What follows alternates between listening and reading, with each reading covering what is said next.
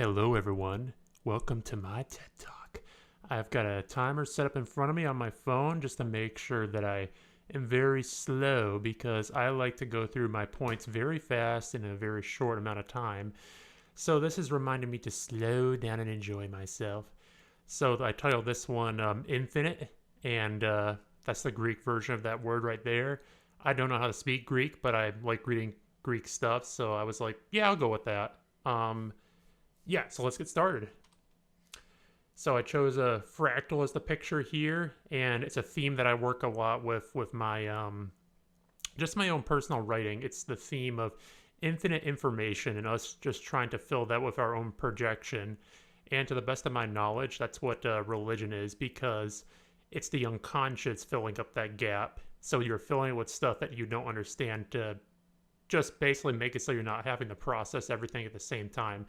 And this is why science and religion has a antagonistic role to each other, because one is breaking things apart to examine them, the other is filling gaps. So yeah, the fractal is just a visual representation of that same idea.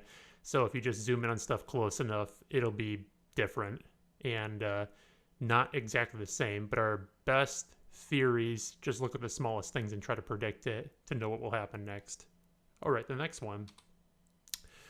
Existentialism as life. So this is talking about what gives life to things down the road, what makes things better. And it's a metaphysical idea that of heaven, because there's not really a way of getting there, because everything would have to be good, and that's not possible. But the idea of it existing will make things better. That's the theme here. And that has a strong association with femininity. And I am a big fan of Faust, so I'm using a lot of Faust quotes here. So yeah, it's like stuff that justifies your life, stuff you like to do, and not just stuff you like to do, but stuff you like to do that helps other people. That's the important part here. It's not just what gives you meaning, it's what gives you meaning and helps people. Okay, let's go to the next one. Rate of change. So yeah, this is just about technology again. It's basically a theme of an idea that I've been working with for a while, that if you have artificial intelligence, eventually if it processes enough information, it takes a mythological appearance to us because we cannot comprehend what it's doing. So that's a theme I'm working with a lot, and I think will come to pass, is that the world is just confusing and difficult for us to understand because it will go past the gap of us being relevant, and then I don't know what's going to happen there.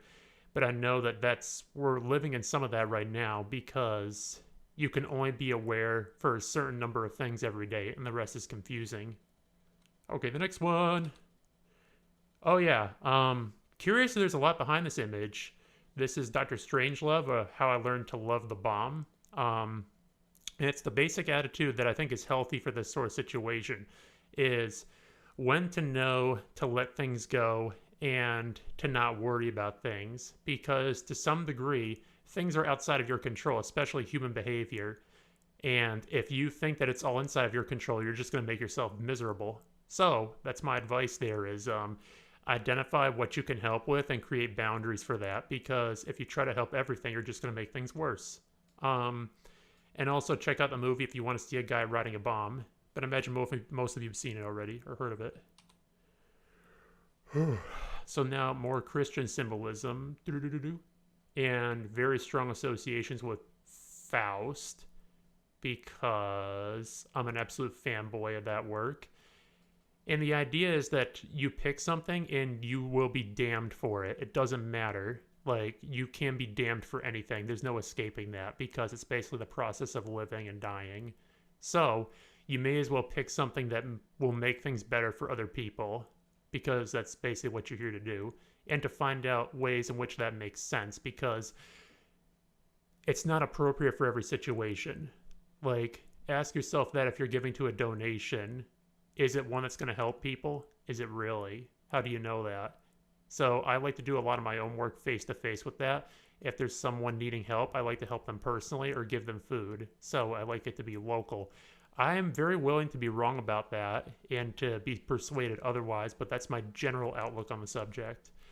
Um, so yeah, my current job is to work with kids, especially in behavioral therapy. And in that job, I definitely experienced this because I was absolutely broke over the summer and just living paycheck to paycheck, but it was definitely worth it.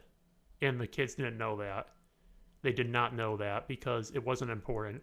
What was important is I was there and I they had a friend and they had somebody they could trust.